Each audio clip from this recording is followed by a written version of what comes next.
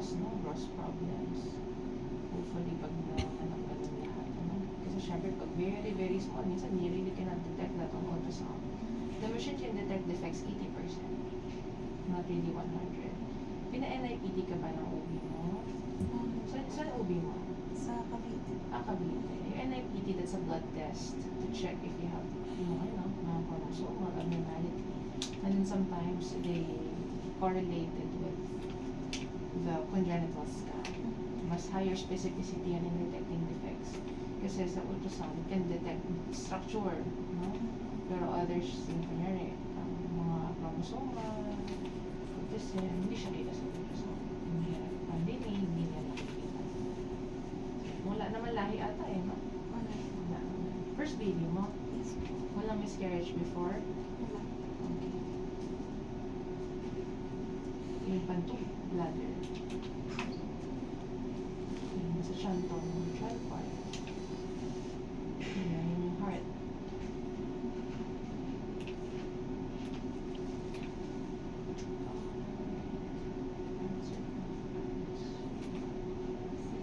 Saan kayo sa Cavite? Tagadaan kayo? Sa Lancaster po. Pero ngayon po dito na kami sa hindi na po makinig. Lapit na. So, Usually ganun naman eh.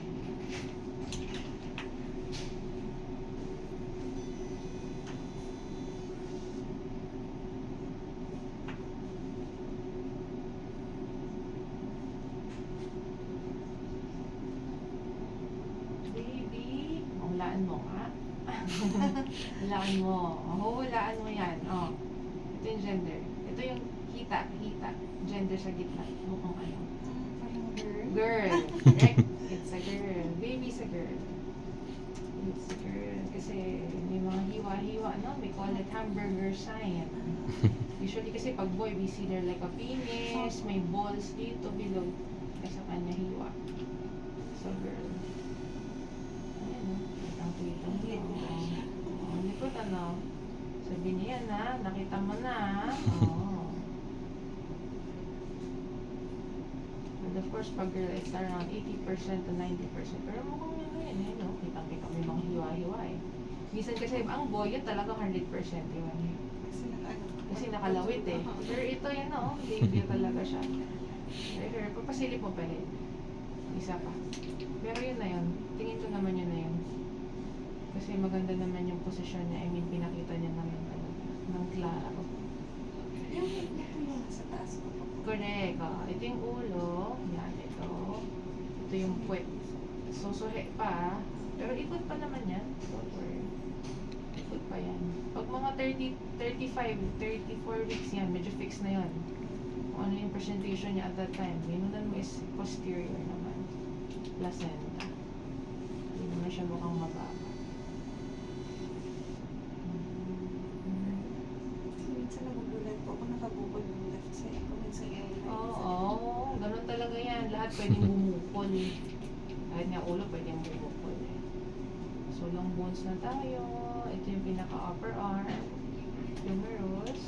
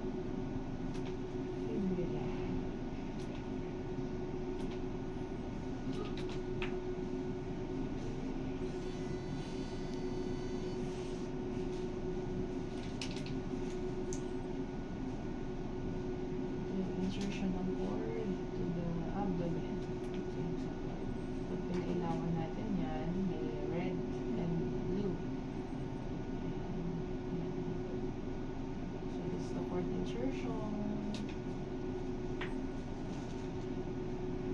Nakikita na rin po ba yung neck nila sa Neck? vagina? Why? What do you want to see sa neck? Kung wala pong patulog ng cord. Okay.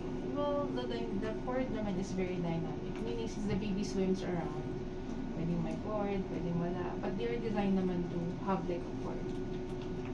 Hindi nila paproblemahin. You can see. So, this is the, yan yung pinaka-batok niya.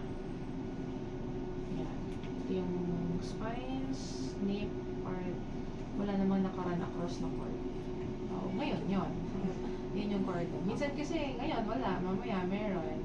Hindi rin naman yung indication for any delivery. Kahit naman may cord. Design sila para puluputan.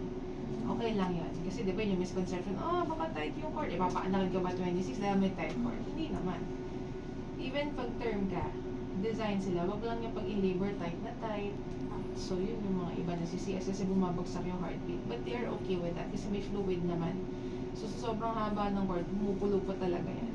Okay lang yan. Kaya nila yan. Design ng baby para mapuluputan. Kasi ngayon ba tatlo pa eh. Girl talaga. Yep. Sure na. Okay. So, you have to go back to your OB now. Explain niya sila the rest of the findings. Ang fingers naka-clench siya na, so hindi siya talaga bilang, hindi siya yung nakaganon. Ayun, yan. Oo, kompleto naman. But naka-clench siya, so hindi mo siya mabibilang gano'n. Or kung may maliit na nakadikit na extra, parang gano'n. It's hard to see pag naka-clench. But okay naman. Wala rin namang gagawin pag gano'n. Wala namang kailangan ng gano'n, yung maraming fingers. Wala naman. Wala. Okay. Finish na tayo. So, dito si baby. Ito yung placenta, the amniotic fluid. This is part of the trunk, ribs, heart, the diaphragm, the stomach. This part of the liver, bladder. Insertion of the cord to the baby. Ito yung kanyang legs, gender. Thigh bones, legs, naka-cross legs. Yun yung paa niya. Toes yun. Ayun, yung paa niya. Kaya, naramdam ko nga. Yan yung kanyang face. Ano siya? Hindi po tanong. Okay naman. Ito yung mukha niya to. Kanang mata, left eye, nose, upper lip. So, I don't see naman any left lip. So, sana umikot pa. Ikot pa yan. Hindi pa yan fixed. Gender. Alright. We're finished. Naka-video ka